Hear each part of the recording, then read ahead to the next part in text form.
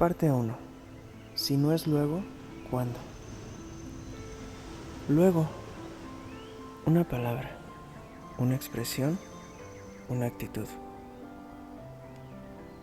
Nunca había escuchado a nadie utilizar luego para despedirse. Me resultó arisco, seco y despectivo, dicho con la velada indiferencia de alguien a quien le daría igual no volver a verte o no saber nada de ti. Es el primer recuerdo que tengo de él y aún hoy puedo oírlo. Luego, cierro los ojos, pronuncio la palabra y vuelvo a estar en la Italia de hace tantos años, caminando por la acera arbolada y viéndole salir del taxi con una camisa azulada, con un estampado ondulado, con los cuellos bien abiertos, las gafas de sol, un gorro de paja y mucha piel a la vista. De repente me da la mano, me entrega su mochila, saca el equipaje del maletero del taxi y me pregunta si mi padre está en casa. Puede que todo comenzase precisamente allí y en aquel instante, la camisa, las mangas remangadas, los pulpejos redondeados de su talón que se escapan de las alpargatas desgastadas, ansiosos por probar la cálida gravilla del camino que lleva a nuestra casa y preguntando en cada zancada por dónde se va a la playa. El huésped de este verano, otro pelmazo. Entonces, casi sin meditación y ya de espaldas al coche, agítela en vez de la mano que le queda libre y suelta un despreocupado. Luego, a otro pasajero que había en el coche, con quien probablemente hubiese compartido el pago de la carrera desde la estación. Ni siquiera dijo un nombre o hizo una bromilla para suavizar la abrupta despedida. Nada. Le despachó con una palabra, brusca, fugaz y franca. No había forma de que le hubiese podido molestar. Observa, pensé yo, así es como se despedirá de nosotros cuando llegue el momento, con un brusco y chapucero luego.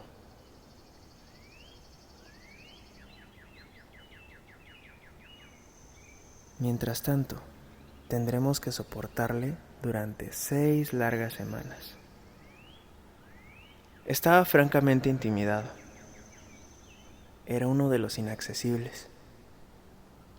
Bueno, podría intentar que me gustase, desde su barbilla redondeada hasta sus pulidos talones. Y después, tras unos días, aprendería a odiarle. Esta era la misma persona cuya foto de solicitud había resaltado meses antes como una promesa de unas cuantas afinidades instantáneas conmigo. Acoger a huéspedes durante el verano era la manera que tenían mis padres de ayudar a profesores universitarios jóvenes a revisar un manuscrito antes de su publicación. Todos los veranos, durante 6 semanas, debía dejar libre mi habitación y mudarme a otro cuarto del pasillo, mucho más pequeño, y que había sido de mi abuelo. En los meses de invierno, cuando estábamos en la ciudad, se transformaba en un cobertizo, almacén y ático a tiempo parcial, donde se rumorea que mi abuelo, mi tocayo, aún rechina sus dientes en su sueño eterno. Los residentes estivales no tenían que pagar nada. Se les otorgaba un uso libre de toda la casa y podían hacer básicamente lo que les apeteciese, siempre y cuando dedicasen más o menos 1 hora del día a ayudar a mis padres con la correspondencia y papeleos varios. Se convertían en parte de la familia y, después de unos 15 años haciendo esto, nos habíamos acostumbrado a recibir una tonelada de postales y regalos. No solo en Navidad, sino todo el año, de gente que estaba en deuda emocional con mi familia y que solía desviar sus itinerarios cuando venía a Europa para pasarse por B durante un día o dos con sus familias y darse un paseo nostálgico por sus viejos refugios.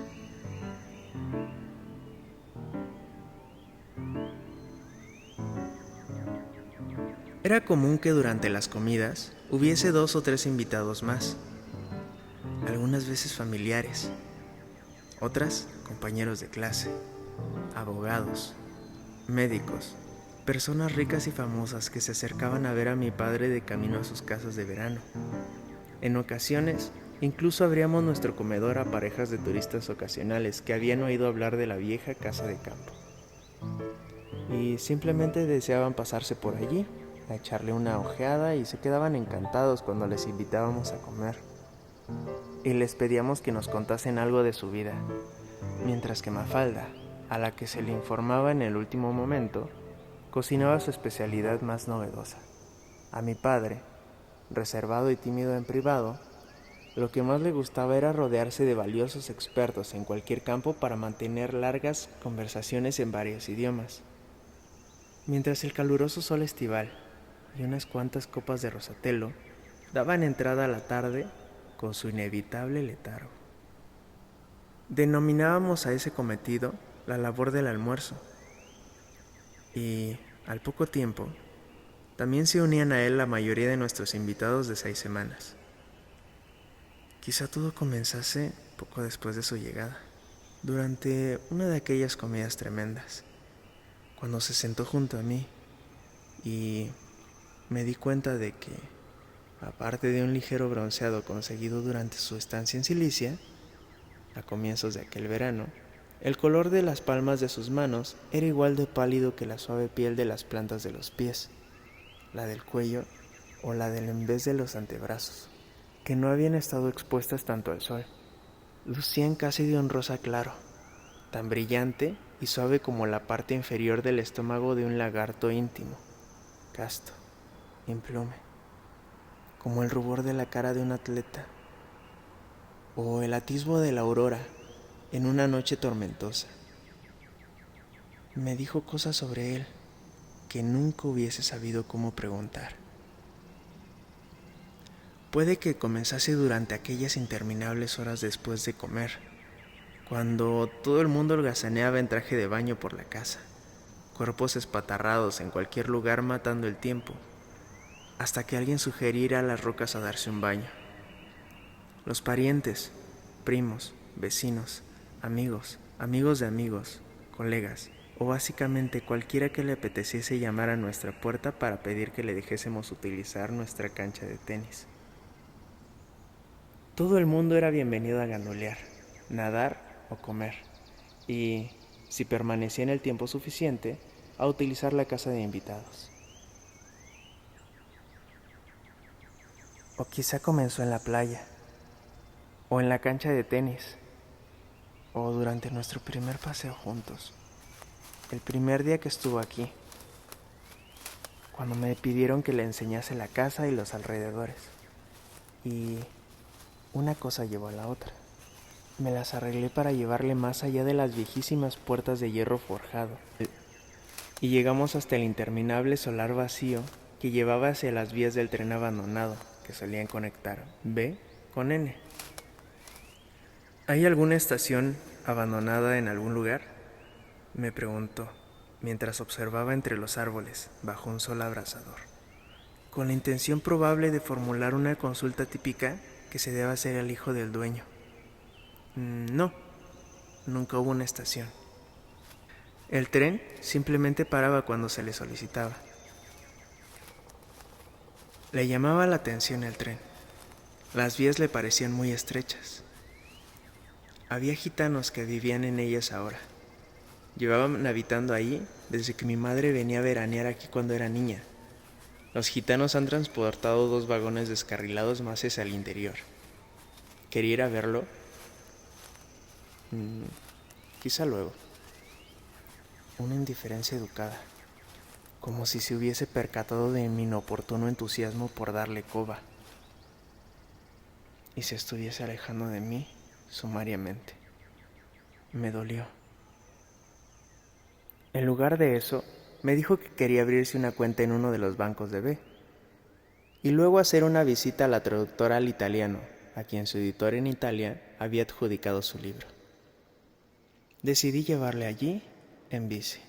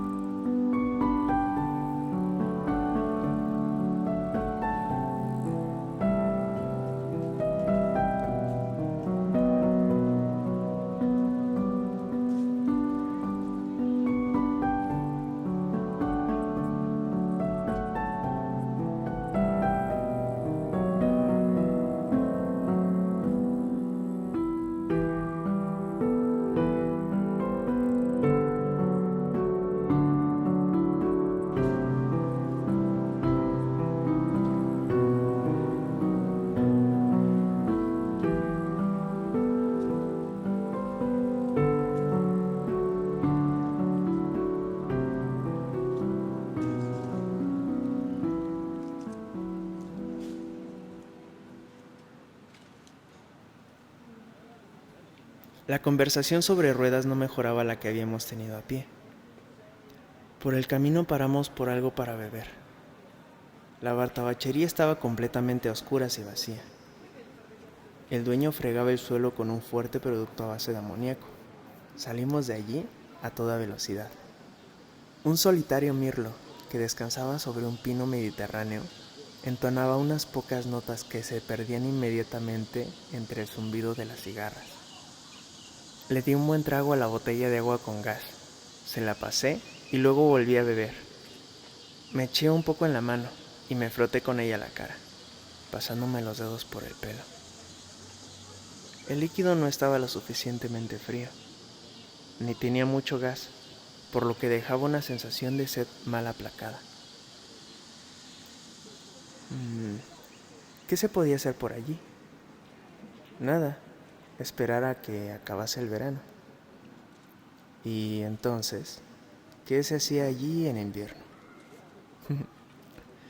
Sonreí al pensar la respuesta que estaba a punto de darle. Él lo pilló al vuelo y dijo, no me lo digas, esperar a que llegue el verano, ¿a que sí? Me gustaba que me leyese la mente. Entenderá la labor del almuerzo antes que muchos de los que llegaron primero. En realidad, este lugar durante el invierno se vuelve muy gris y oscuro. Venimos en Navidad, de lo contrario, sería una ciudad fantasma. ¿Y qué más hacéis aquí durante la Navidad, aparte de asar castañas y beber ponche de huevo? Me estaba vacilando. Le mostré la misma sonrisa que antes y lo entendió. No dijo nada. Ambos nos reímos. Me preguntó qué hacía yo. Jugaba al tenis, nadaba, paseaba de noche, corría, transcribía música, leía. Me dijo que él también salía a correr, por la mañana temprano. ¿Por dónde se podía hacer ejercicio allí? Prácticamente solamente por el paseo. Se lo podía enseñar si quería. Y justo cuando parecía que de nuevo comenzaba a gustarme, me dio con un canto en los dientes. Quizá luego. Había puesto leer al final de mi lista, pensando que con la actitud... Había puesto leer al final de mi lista, pensando que con la actitud testaruda y descarada que había tenido él hasta ahora, leer también hubiese sido la última de la suya. Una hora después, cuando me acordé de que acababa de escribir un libro sobre Heráclito y que por tanto leer sería una parte muy importante y significativa en su vida, me di cuenta que debía de dar un poco de marcha atrás y hacerle saber que mis intereses reales iban muy parejos a los suyos. Sin embargo, lo que me desconcertaba no era tener que hacer elegantes juegos malabares para conseguir redimirme, sino las desagradables dudas que me venían asaltando tanto antes como durante nuestra conversación informal junto a las vías del tren y que me hacían creer continuamente, sin percatarme y sin tan siquiera admitirlo, había estado sin éxito tratando de recuperarle. Cuando me ofrecí a llevarle a San Giacomo, a todos los visitantes les había encantado la idea y subir andando hasta la parte más alta del campanario, que habíamos apodado algo por lo que morir, debería haber reaccionado mejor que simplemente quedándome pasmado sin una respuesta. Sin embargo, puede que hubiese empezado mucho después de lo que pensaba, sin que yo me diese cuenta de nada. Miras a alguien, pero en realidad no ves a la persona. Está entre bastidores. O te percatas de su presencia, pero no conectas, no pillas nada. Y antes de percibir su estampa o alguna extraña perturbación, se te han pasado las 6 semanas que tenías y en ese momento o ya se ha marchado o está a punto de hacerlo. Y entonces te encuentras peleando para poder asimilar algo que, sin tú saberlo, se ha estado gestando ante tus narices y que muestra todos los síntomas de lo que comúnmente se denominaría yo quiero. ¿Cómo pude no notarlo? Os preguntaréis. Reconozco el deseo cuando lo veo. Y así, sin embargo, esta vez se me pasó por completo. Iba en busca de la sonrisa maliciosa que arrojase una repentina luz sobre su gesto. Cada vez que me leyese la mente, cuando lo único que quería era piel, tan solo piel.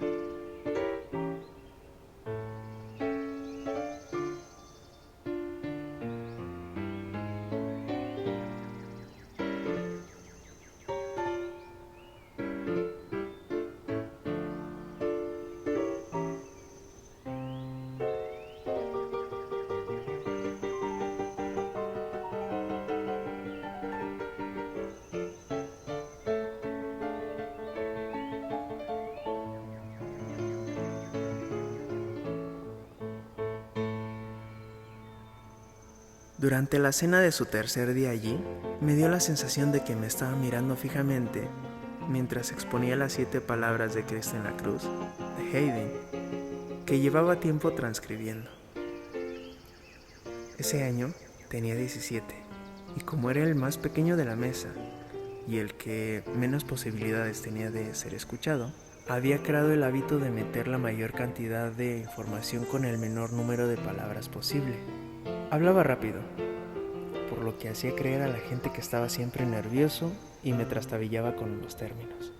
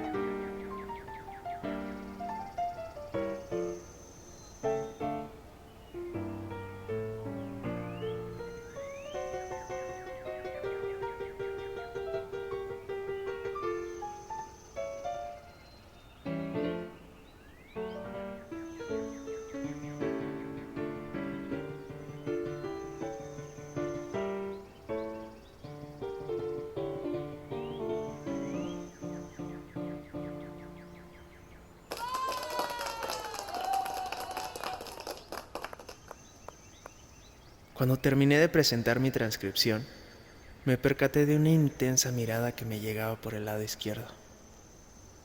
Me sentí emocionado y halagado. Obviamente estaba interesado en mí. Le gustaba. No había sido tan complicado al final, pero cuando por fin, después de mi turno, me giré para examinarle y ver su mirada, descubrí un semblante frío y helador. Algo a la vez hostil y vitrificante que rozaba la crueldad. Me desarmó por completo. ¿Qué había hecho yo para merecer tal cosa? Quería que volviese a ser amable conmigo, que se riese como había hecho tan solo unos pocos días antes en las vías del tren abandonadas, o cuando aquella misma tarde le expliqué que B era el único pueblo de Italia donde la corriera la línea regional de autobuses que llevaba a Cristo, pasaba de largo sin parar nunca. Se rió de inmediato al entender la referencia al libro de Cario Levi. Me gustaba cómo nuestras mentes parecían trabajar de forma paralela y de manera instantánea inferíamos en los juegos de palabras del otro. Pero al final siempre nos conteníamos. Iba a ser un vecino difícil. Será mejor que me mantenga alejado de él, rumié. Y pensar que casi me enamoro de la piel de sus manos, de su pecho, de sus pies que nunca habían pisado tierra áspera en su vida, y de sus ojos que, cuando te dedicaban la otra mirada, la de semblante dulce, y te portaban el milagro de la resurrección, nunca era demasiado tiempo el que pasabas mirándolos, sino que necesitabas seguir al tanto para averiguar que no podías evitarlo. Debí haberle lanzado una mirada igual de aviesa. Durante 2 días, nuestras conversaciones se interrumpieron de forma repentina. A lo largo del balcón común, a las habitaciones de ambos nos evitábamos por completo. Tan solo unos improvisados. Hola, buenos días, hace bueno. Palique superficial. Entonces, sin ninguna explicación, retomamos las cosas. ¿Que si quería ir a correr esa mañana? No, la verdad es que no. Bueno, entonces a nadar. Hoy el dolor, las esperanzas La excitación de lo novedoso, la promesa de tanta dicha rondando las puntas de los dedos, el deambular de entre la gente que podía llegar a malinterpretar, pero que no quería perder, y por tanto debía ser constantes conjeturas. El ingenio desesperado que le brindo a todo el mundo que quiero y deseo que me quiera. Las separaciones que intercalo entre el mundo y yo, que no son solo una, sino una serie de capas de puertas deslizables de papel de arroz. El impulso por codificar y descodificar lo que ni siquiera estuvo jamás en código. Todo esto comenzó el verano, en el que Oliver llegó a nuestra casa. Está grabado en cada canción que sonó aquel verano, en cada novela que leí durante su estancia, y después en cualquier cosa. Desde el olor del romero en los días calurosos hasta el frío frenético de las cigarras por las tardes, los sonidos y los olores con los que he crecido y que conozco de cada año de mi vida, de repente se volvieron en mi contra y adquirieron un cariz tintado por lo ocurrido aquel verano. O quizá comenzó después de su primera semana, cuando aún me sentía contentísimo de saber quién era, que aún no me ignoraba y que por tanto podía permitirme el lujo de cruzarme con él, cuando me dirigí al jardín sin tener que fingir que no le veía. El primer día fuimos corriendo hasta B, por la mañana temprano. Después, todo el camino de vuelta. Por la mañana al día siguiente, nadamos.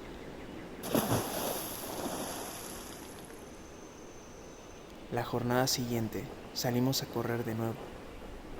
Me gustaba echar carreras hasta la camioneta del lechero, cuando aún le quedaba mucho por repartir. Y trotar, mientras el tendero o el panadero comenzaban a prepararse para su jornada laboral. Me encantaba hacerlo por la orilla y por el paseo marítimo cuando no había ni un alma allí todavía, y nuestra casa parecía solo un espejismo lejano.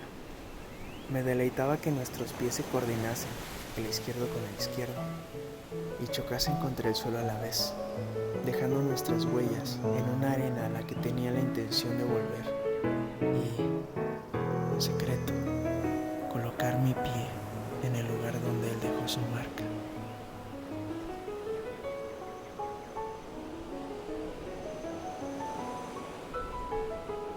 Esta alternancia entre correr y nadar era simplemente su rutina en la universidad. ¿Correría también en Sabbat? Bromeaba. Siempre se estaba ejercitando, incluso cuando estaba enfermo. Hacía ejercicio, incluso en la cama si hacía falta. Hasta el punto de que, si había dormido con alguien por primera vez una noche antes, aún así se levantaba para trotar prontito por la mañana. El único momento en el que no se ejercitó fue cuando le operaron. Al preguntarle por qué, me sorprendió con la respuesta que me había prometido que nunca iba a incitar a responder. Como el muñeco sobresaltado que brinca sobre una caja con un resorte y su siniestra sonrisa. Luego, quizás se había quedado sin aliento y no quería hablar demasiado. Tan solo quería concentrarse en la natación o en la carrera. O tal vez era su modo de incitarme a hacer lo mismo, de forma totalmente inofensiva. Pero había algo escalofriante y desalentador en la inoportuna distancia que surgía entre nosotros en los momentos más inesperados. Era casi como si lo estuviese haciendo a propósito, dándome más y más coba, para después dejar de un golpe cualquier atisbo de amistad. La mirada inflexible siempre volvía.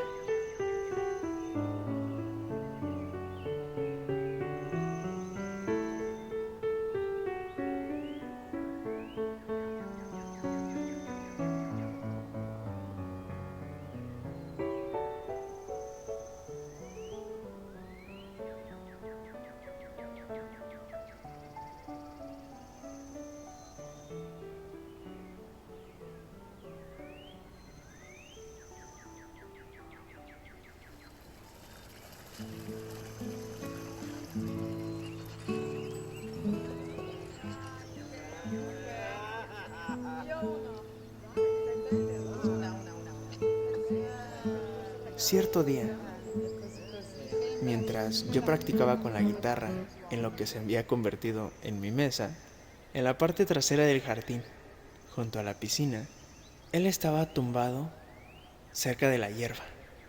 Me di cuenta de ese semblante al momento. Estuvo mirándome fijamente mientras me concentraba en los trasteos, y cuando de repente levanté la cabeza para ver si le gustaba lo que estaba tocando, ahí estaba, cortante, cruel, como una cuchilla que se repliega justo en el momento en el que la víctima se percata de su presencia. Me brindó una sonrisa insulsa, como queriendo decir, ¿para qué ocultarlo? Aléjate de él. Debió de percatarse de que me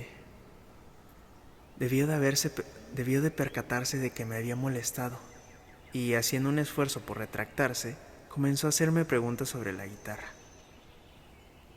Estaba demasiado en guardia para responderle con candor. Mientras tanto, el ver que estaba luchando para encontrar respuestas le hizo pensar que quizá pasaba algo más de lo que yo mostraba. No te preocupes por explicarme nada, simplemente tócala otra vez. Pero si pensaba que lo odiabas, ¿odiarla? ¿Qué te hizo pensar eso? Discutimos un rato. Venga, tócala otra vez. ¿La misma? La misma. Me levanté y entré al salón. Dejé las puertaventanas abiertas para que pudiese escucharme tocar el piano. Me siguió hasta la mitad del camino y tras apoyarse en el quicio de la ventana de madera, me escuchó durante un rato.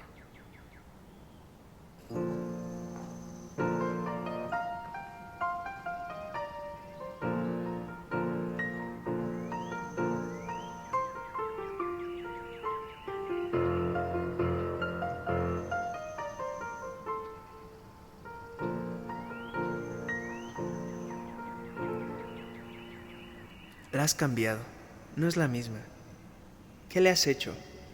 Tan solo la he tocado de la manera en la que lo hubiese hecho a Liszt, si hubiese experimentado con ella. Solo tócala, por favor.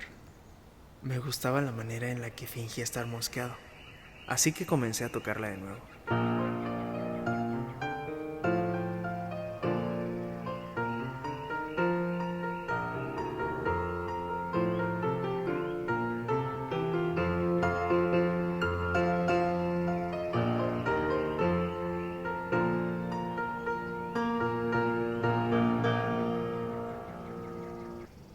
Después de un rato, no puedo creer que la hayas vuelto a cambiar. Bueno, no demasiado. Así es como Busoni lo hubiese tocado si hubiese alterado la versión de Liszt. ¿Puedes por favor tocar a Bach, como lo escribió el propio Bach? Pero él nunca lo escribió para guitarra. Quizá ni siquiera lo escribiese para clavicémbalo. De hecho, no estamos seguros de que haya sido Bach. Olvida lo que te he pedido. Vale. No hace falta de que te exasperes tanto. Era mi manera de demostrar una fingida y reticente conformidad.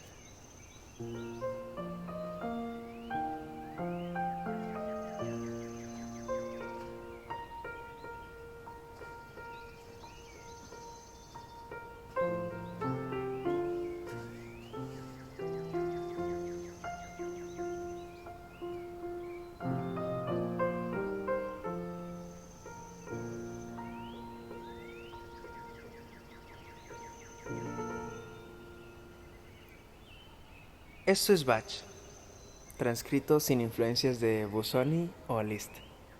Es de un Bach muy joven y está dedicado a su hermano. Sabía perfectamente qué fragmento de la pieza le iba a conmover la primera vez que lo tocase y todas las demás veces que lo oyese. Se lo estaba enviando como un pequeño regalo, pues en realidad iba dedicado a él, como señal de algo muy bonito en mí, que no hacía falta ser un genio para reconocer, y me impulsaba a exprimirle una cadencia prolongada. solo para él. Estábamos, y él debió de haber reconocido las señales mucho antes que yo, ligando. Aquella misma tarde escribí en mi diario. Estaba exagerando cuando dije que creía que odiabas la pieza. Lo que quería decir es que creía que me odiabas a mí. Tenía la esperanza de que me convencieses de lo contrario. Y lo hiciste. Durante un rato. ¿Por qué mañana por la mañana? Ya no me lo creeré. Así que este también es él, me dije después de ver cómo se transformaba de hielo a la luz del sol. Podía haberme preguntado a sí mismo si yo era igual de invariable. Postdata. No estamos compuestos para un solo instrumento, ni tú ni yo. Estaba dispuesto a etiquetarle como alguien difícil e inalcanzable, con quien no tenía nada más que hacer, 2 palabras suyas, y veía cómo mi apatía llorosa se transformaba en un jugaré a lo que tú quieras, hasta que me pidas que pare, hasta la hora de comer, hasta que la piel de mis dedos se caiga una capa tras otra, porque me gusta hacer cosas para ti. Haría cualquier cosa por ti. Tan solo pronuncia la palabra. Me gustaste desde el primer día, e incluso cuando congeles mis renovadas propuestas de amistad. Nunca olvidaré que tuvo lugar entre nosotros esta conversación y que hay formas más fáciles de recuperar el verano en plena tormenta de nieve. Lo que se me olvidó resaltar en esa promesa es que el hielo y la apatía tienen maneras de truncar instantáneamente las treguas y los propósitos firmados en veranos anteriores. Entonces llegó aquella tarde, un domingo de julio, en que nuestra casa se vació de repente y nosotros éramos los únicos que quedábamos allí, y el fuego me quemaba las entrañas, pues fuego era la primera palabra y la más simple que me vino a la mente en aquel preciso momento en el que intenté darle sentido a todo aquello en mi diario.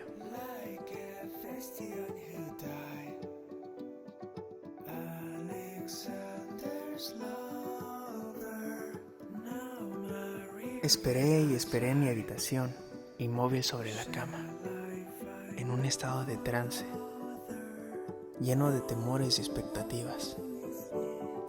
No era una llama de pasión, ni un fogonazo de rabia, sino algo paralizante, como el fuego de una bomba de racimo que absorbe todo el oxígeno a su alrededor y te deja jadeando porque parece que te han dado una patada en tus partes y una aspiradora te ha succionado cualquier materia viva de tu interior y te ha secado la boca y esperas que nadie hable, pues tú no puedes, y rezas para que no te pidan que te muevas, porque tu corazón se ha atascado en un latir tan rápido que antes escupiría trozos de cristal que dejar que alguien circule por sus estrechos pasillos.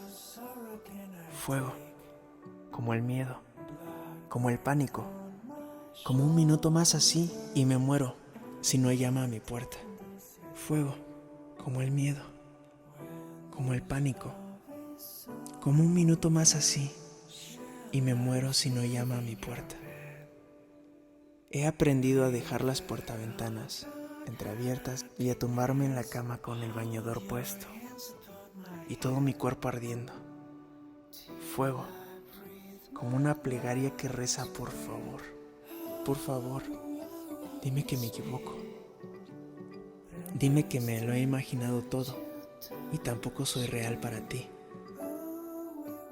Y si para ti la realidad es esto, entonces eres el hombre más cruel que existe.